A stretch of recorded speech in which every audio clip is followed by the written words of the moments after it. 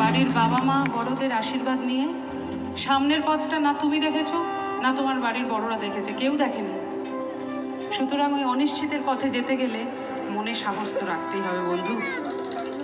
সে তুমি পুরুষ হও নারী হও যেই হও না কেন, মনে সাহস রেখো, তবে তোমার সিধা বেঁকা সোজা যা ইচ্ছে হোক কেউ কিছু করবে।